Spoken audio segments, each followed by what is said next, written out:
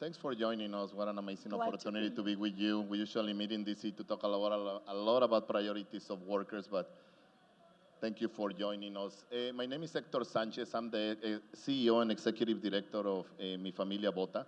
As Cecia said, we're a national civil rights organization. We are on 14 cities and 6 different states. And we launched this campaign to talk to all the presidential candidates and really know where all the candidates stand. So this is an opportunity for us in order to really get to know all the candidates with more specificity of what's so critical for our community. Let's start with something that is very worrisome for the Latino community. When I was chair of NHLA, we were running a campaign to get Latinas elected. And we found that in order to get elected, if you are Latina, you have to be superwoman. Yes. You can be the most mediocre, the most corrupt white man, like the president that we have right now, and still get elected. The question, Senator, is what needs to happen for you to get elected and fight all this misogyny? And if you get elected, if you are our president, how are you going to bring down historical barriers that make it harder for a woman to be elected to civic participation? What a great question. And the answer is, when I get elected, then we'll know that women can get elected the highest office in the land. We hear over and over and over how women cannot be elected. And I just want to remind everyone, in 1960, we heard in America that a Catholic could not be elected. And yet, our party stepped up and nominated John Fitzgerald Kennedy. He was elected President of the United States. In 2008, we heard over and over that a man, an African-American man, could not be elected president. Our party stepped up and nominated Barack Obama, and he was elected. And in 2020, we hear that a woman can't be elected. So here's my idea. How about if our party steps up, nominates a woman, and let's get her elected? That's how we make change. Thank you, Senator. Now, I have the honor to have worked with a number of amazing sisters of color that are actually leading the fights on women's rights, on immigrant rights, on labor. There is a very serious problem that we have in the nation, and I heard this from my amazing sisters of colors, and it's that historically feminism has excluded women of color. Yes, it has. There was a problem here in your campaign where 6 women actually didn't feel welcome in your campaign. Mm-hmm. As president, if you become president, what will you do to make sure that women of color deserve the respect and a seat at the table? So let me start by saying, in the situation here, I take full responsibility. I believe these women, and without reservation, and I am sorry that they had an unhappy experience in the campaign. I do everything I can to try to make sure that our workplaces are welcoming and that you get to bring your whole self to work every day. But I also recognize that generations of racism and oppression still have impact, and that it requires all of us to be vigilant. I take responsibility for what happened, and I make sure that my campaign has opened up space that we are hearing and that we fix this problem. So thank you on this. But I want to say, because I think it's important, I'm here today, by the way, to celebrate, because today Latinas for Warren launched, and I have many Latina women from across the country who are in this fight, and we are in this fight together. But so much of what I want to do is build an America that respects workers, respects our families, and the way you do that is you have a team around you that looks like America, that sounds like America, that is from America. So I believe this is about recruiting. I believe this is about bringing in people and then treating them with respect, listening to them. I want to be a president who not only goes in with good ideas, I want to be a president who is held accountable for results.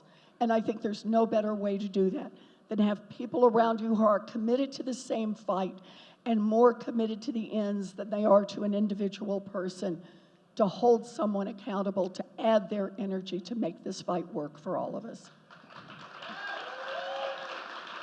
That's an important point, Senator. Historically, we have been the most underrepresented group when it comes to the most important spaces of power. Yes. But let me talk about the administration. Can you commit, if you become president, to have at least 4 Latinos or Latinas in your cabinet, especially in your inner circle of advisors, because we have been excluded from that space of power? I love this. Are you going to limit me to 4?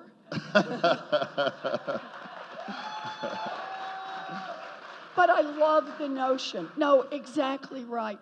You know, this really is an issue, and I understand why you press this, and you are right to press this. If you don't have a seat at the table, then policies get made about you rather than with you. And huge mistakes are made over and over while the people at the table tell themselves everything is going just great. So I want to have a cabinet. I'm not sure what the right number is, but I guarantee you this is going to be a cabinet that has Latinos and Latinas in it. Thank you. Thank you, Senator. And we mentioned 4 because we had a campaign with the coalition of organizations, and at least 4 will be representative. It will be amazing if we can have a commitment from presidential candidates. So like I said, I hadn't thought about the number. So let me think about the number, but I do think you make a fair point. Thank you, Senator. Let me get to a point that is so important for us because it's so devastating, and it's the issue of immigration. All these anti-immigrant movements in the nation have really increased the vulnerability of our families, of our children. Hate crimes under this administration have increased drastically just because this president is promoting hate and violence against Latinos and immigrants. That is why this issue is so critical for us, and we want to get specifics from all the presidential candidates. We heard all kinds of promises in the past from Republicans and Democrats, and what we have seen is just a devastation of policies against immigrants and Latinos. In the first 100 days, Senator, if you become president, and you are on record, by the way, on deportations, that you will hold deportations, can you commit to make immigration a top priority and have a bill in the first 100 days? Yes. You are an expert, you're in the Senate, so we need somebody that can get it done. Yes. How will you get it done? So let's start with a statement of values, because I think this is important. Immigration does not make our country weaker. Immigration makes our country stronger, and we need a president who says that every day. I will do the things that a president can do all by herself, including closing for-profit detention centers. No.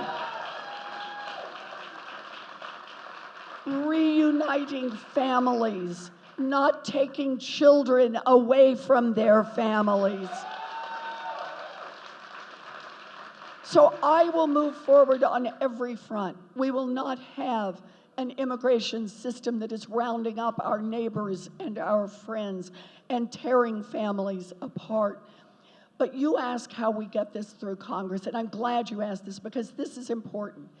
It starts with leadership at the top and making the case for why we need immigration reform. It starts by having a leader who stands with immigrants, who does it from the White House and says this is important to America. But the second part is how we think about this through the Senate. We can do this in the House. We know this. We have a majority. We can get this done.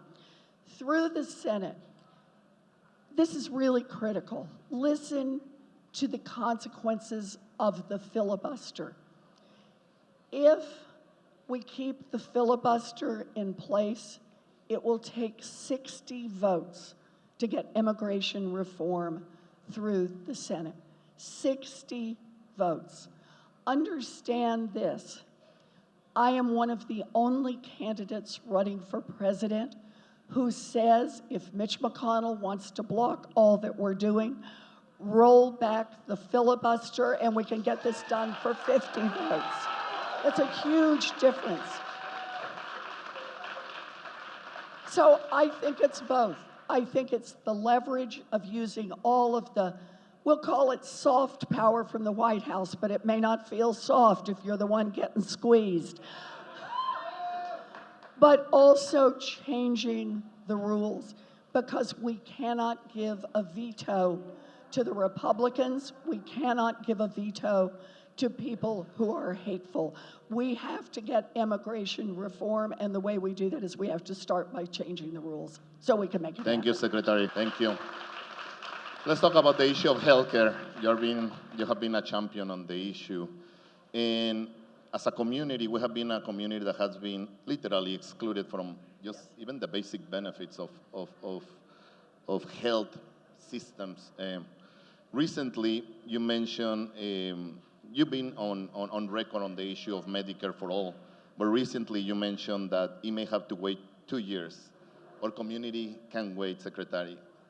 Why waiting for Medicare for all? Oh, so let me make the clarification as I can. On day one, I will defend the Affordable Care Act, which is important. We can't, against sabotage. I will also reduce the price of prescription drugs like insulin and EpiPens, mental health drugs, HIV/AIDS drugs. That's going to save families hundreds of millions of dollars. I will also, remember, when I put together a plan for Medicare for all, I showed how we can pay for it without raising taxes on working families by one thin dime. We asked those at the top to pay more, and the top 1%, they can pay a little more. They won't go broke. The big corporations like Amazon and Eli Lilly and Halliburton that reported billions of dollars in profits and paid zero in taxes, they can pay more. And we can go after the tax cheats. It turns out you hire more IRS agents and go after the folks at the top, make them pay the taxes they owe. We can bring in a lot of money. The importance of this is to say the money is there to provide health care for 100% of our families. So here's what I propose, and we can do it with a 50-vote budget reconciliation, just to get dorky for a minute. And that is, since I've shown how we can pay for it, it's to, in the first 100 days, let's push this through, where families can opt in to full health care coverage. Everyone under 18 can have it for free. A family of 4 that makes less than $50,000 can have it for free. For everyone else, it's a modest cost. Nobody's forced in, but everybody who wants to can try it, either for free or for a very low cost. The advantage of this is people try healthcare where it's just you and your doctor or your nurse practitioner or your mental health professional or your physical therapist, with no insurance company standing in between. People try it, they like it, they tell their neighbors about it. We build a coalition, and then we vote on whether everyone is moved to a Medicare for all system. That's my plan. But help is coming in the first 100 days. Okay. That's the plan. Thank you, Senator. Let me take a moment, because this is a very difficult issue to discuss, and it's the issue of Puerto Rico. Puerto Rico has gone through a number of attacks, literally just to workers' rights for a long time, and I had the pleasure in my former jobs to be so close to the island and be working with the island. After Maria, what we saw, it was just devastating from the devastation point of view. But it was such an inspiration to see the Puerto Rican people, an example of resilience, saying, we're gonna be here, we're gonna save our beautiful island. And now, in the last weeks, we have seen a number of earthquakes, and 2 questions. First of all, what can we do when we have the most inept president responding to Puerto Rico that is just an embarrassment. But in the long term, you have been in the front lines fighting for workers' rights, and nobody's really answering. How can we give back and strengthen the workers' rights of Puerto Rico instead of focusing on benefiting Wall Street, which is what the Junta de Control Fiscal has been doing? Yes. So I have been fighting for Puerto Rico since long before the hurricanes. I got involved on the issue of debt and how Wall Street was treating Puerto Rico like a cash cow. They traded in vulture funds and then went to the island and squeezed more and more and more money out of Puerto Rico. They squeezed money out when it meant closing schools. They squeezed money out when it meant closing hospitals. They squeezed and squeezed and squeezed, and they continue to squeeze. If Puerto Rico were a city, Puerto Rico could declare bankruptcy and deal with this debt and be done. If Puerto Rico were a giant corporation, it could declare Chapter 11, pay something on its debts, and be done, cancel the rest. If Puerto Rico were an independent country, it could go to the IMF, and they don't call it bankruptcy, but it's effectively the same thing. But because of Puerto Rico's status, that means there is no resolution for this debt. I have fought for Puerto Rico to have the opportunity, if it chooses, to be able to declare bankruptcy, to be able to end this debt. I fought against Promesea. I think it is wrong to put a board in charge of further squeezing the Puerto Rican people who cannot pay these debts to Wall Street. And understand this, when someone has a stranglehold and keeps demanding more and more and more out of a country, investment money doesn't come in because they look around and realize how many more schools will close, how many more hospitals, how many more services will be cut off. It's not a place that can thrive. So the way I see it, one of the first priorities for Puerto Rico must be that they need debt relief, and they need it now. I can't state this strongly enough. And then the other part, of course, is when catastrophes strike, hurricanes, earthquakes, Puerto Ricans are our fellow Americans. We help each other in a crisis, and that means we get the relief that is needed as quickly as it is needed. We stand with our brothers and sisters. Thank you, Senator. I should add one more here, because it goes back to your point about representation. The first person hired in my campaign is from Puerto Rico. She is my state director back in Massachusetts. And every time we get together, she raises the issue one more time, just to say, please remember Puerto Rico. It is the best example of what you said. Representation matters. Having a cabinet, having a team that is like the rest of America matters. We've got to have representation. Thank you. Thank you. On that note, Senator, what percentage of your staff is Latino or Latina? I don't know. It's high, but I don't know the exact number. Do you know? Does anyone? Well, I'll get the number to you. I don't know the exact number. Do you have in your top 5 closer people a Latina or Latino advisor? I have Julian, who advises me on a regular basis. Are you kidding? I think there are people on my team who would like to have the position that Julian does to get in my ear, which I love. Thank you, Senator, and we look forward to see those numbers because You we're bet. pushing I all will. the campaigns to You have bet. Latinos But I and will Latinas say at all this. levels. I will say this because I do know. We do have Spanish-speaking people all the way through our organization. It's from our organizers at the local level all the way through. So I will get you the numbers because I just don't know them. I've never stopped to actually count in that direction. Thank you. We're asking this But to we all will. the campaigns, Fair and we're enough. hoping to see all the campaigns, not only the general numbers, but the percentage that that number represents of Latinos and Latinas, Yep. also at the highest level. enough. Thank you, Senator. We talk about Puerto Rico, and that's directly connected to an issue of the environment. Historically, we were winning some battles just to make sure that we are doing better on the elements of environment.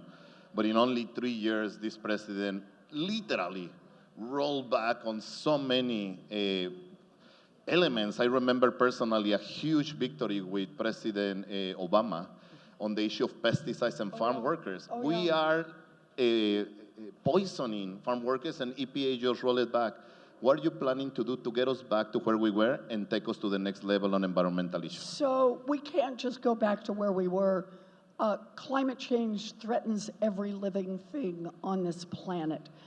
What scares me the most is every time the scientists collect more data and put it back into their models, they tell us the problem is worse than we thought and we have less time than we thought. So I see this as, this is not your plan versus my plan. We need all plans and we need to move fast. We cannot overstate the urgency. So let me mention 3 quick points about it. The first one, I'm going to say something that's very controversial in Washington, but I feel safe to say it here. I believe in science.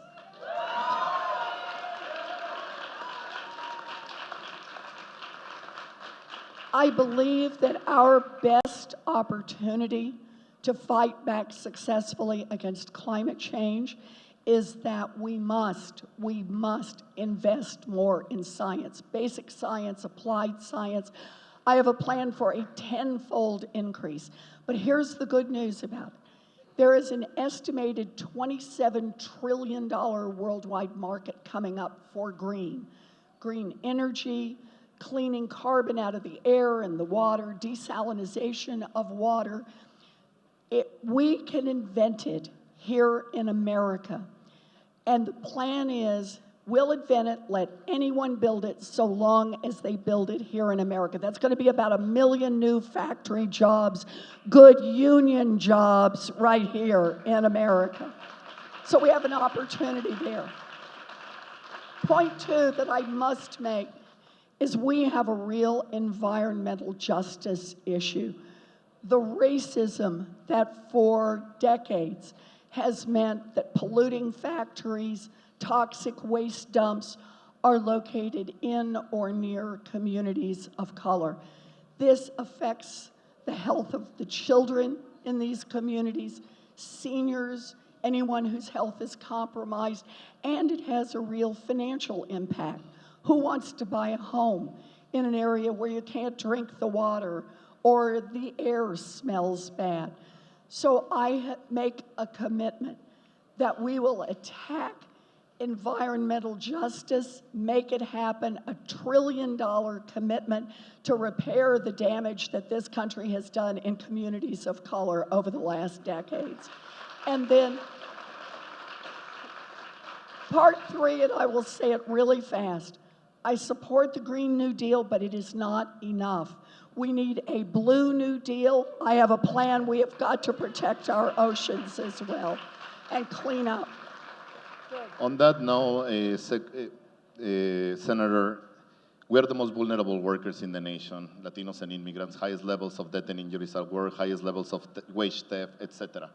One of the greatest equalizers are unions. Yes. And unfortunately, right now, they're under the biggest attack probably in our history, and unions have some of the lowest numbers. What can you do to get us back on track to a higher number of unionization and protect unions in the nation? So let me start by saying I've done over 200 town halls now. And every time I do my full speech at the top that I talk about how we're going to rebuild America's middle class, how we're going to expand opportunity for working people, I always say this.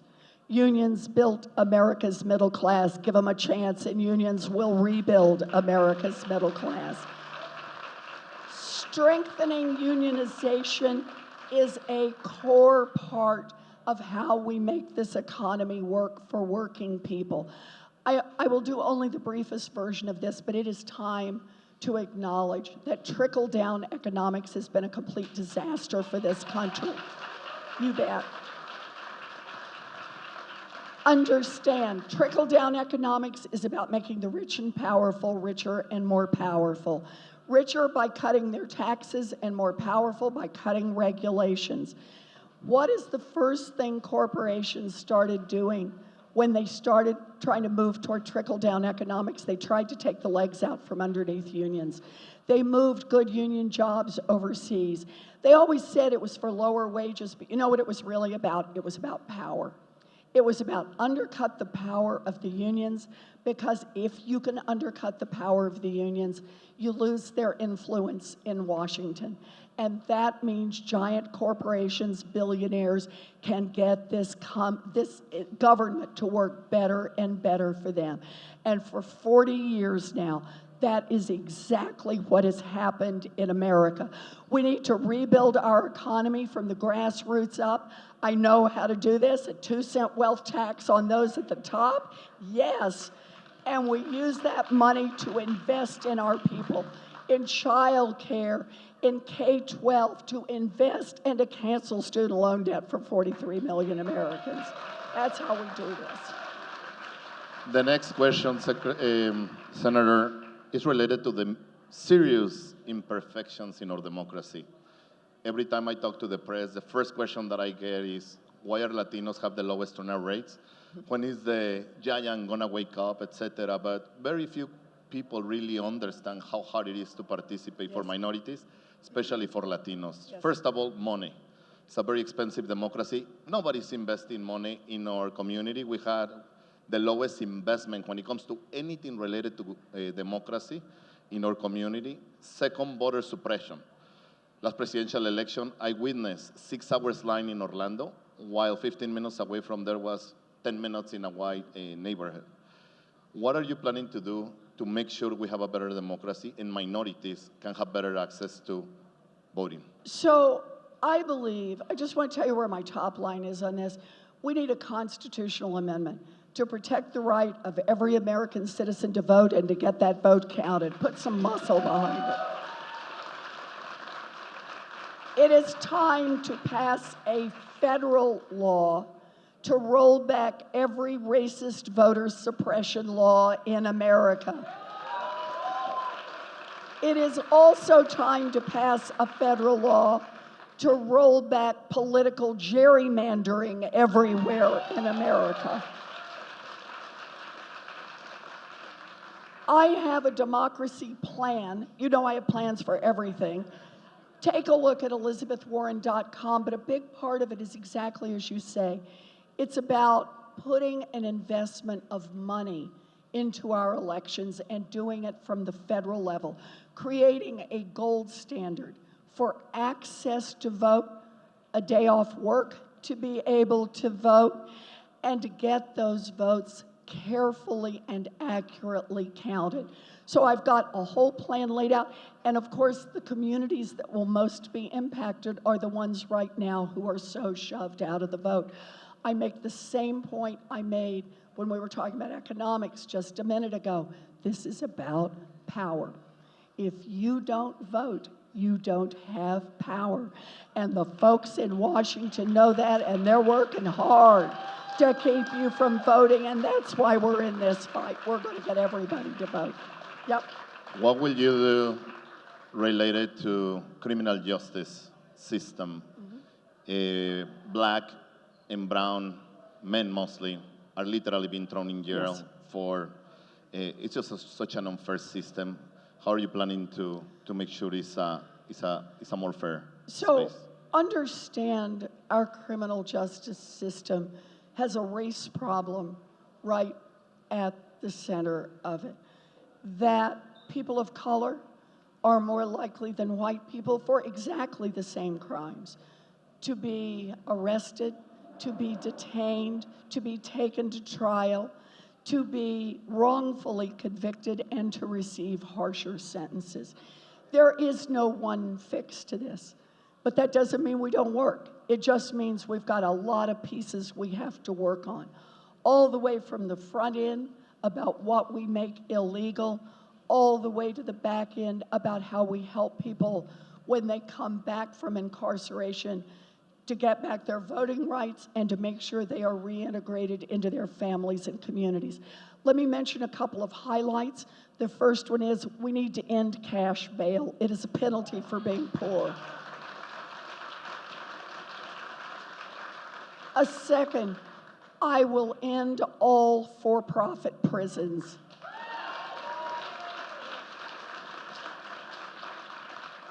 We need to invest in our criminal justice system so that public defenders truly have the resources they need to offer defense to those who need it. Right now, they get paid very little and they carry huge caseloads that force them to have to force their clients into settling on claims and pleading guilty, even if they may not be. We need to change that system. Justice is not free. We need to invest resources so there is true justice for everyone. I could go on and on, I really do. I hope you take a look at elizabethwarren.com on this and look up criminal justice, but understand this. I commit that we will reduce incarceration in this country. We need to spend less money locking people up and more money lifting people up, and that's what I will do. My final question, Senator, is related to Latinas.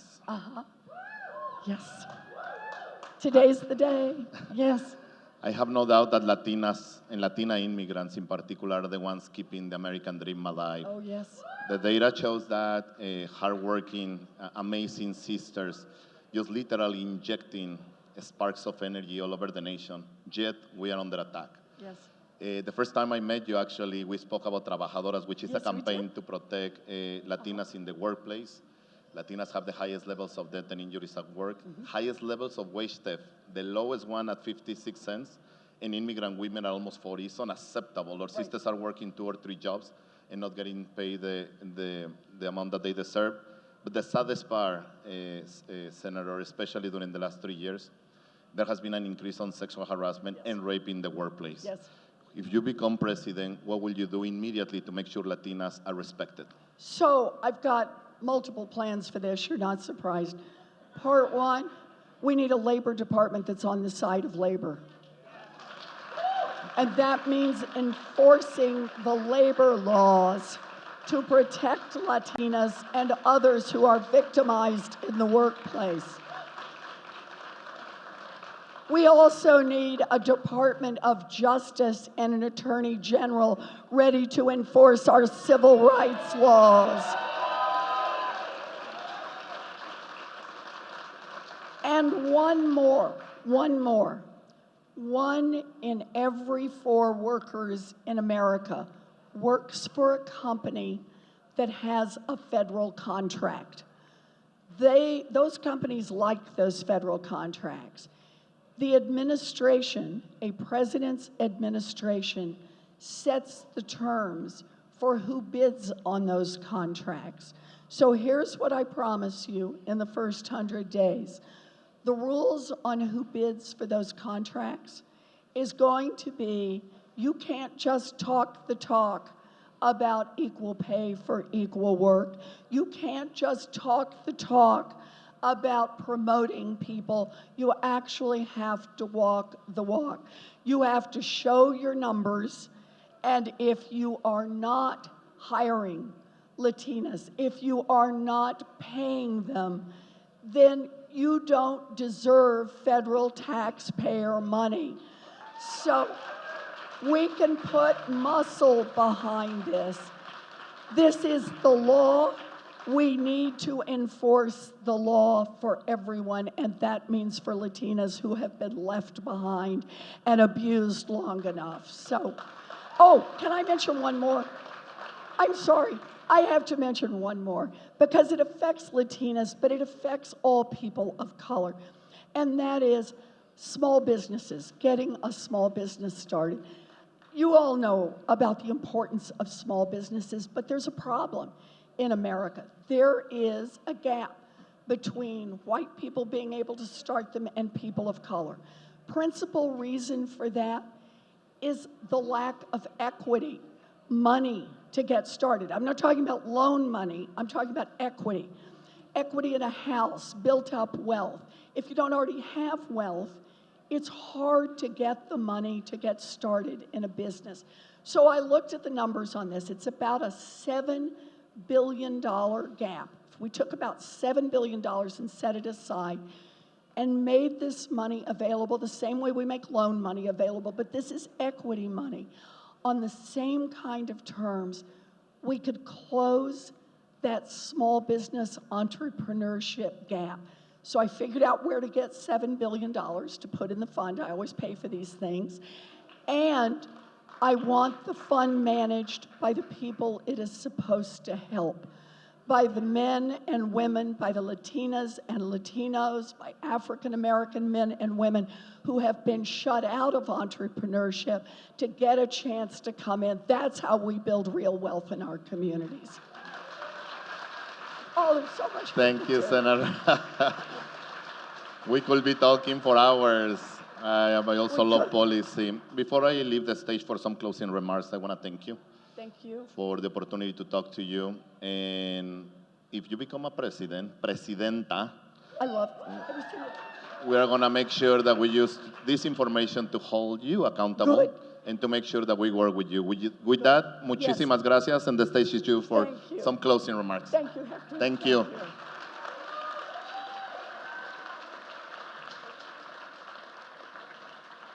So, I've had a dream since I was in second grade. I have known exactly what I wanted to be. I wanted to be a public school teacher. Can we hear it for America's public school teachers?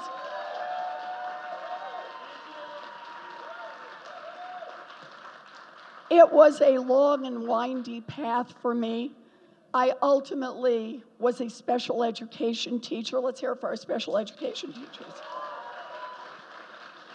And from there, ended up as a teacher in law school.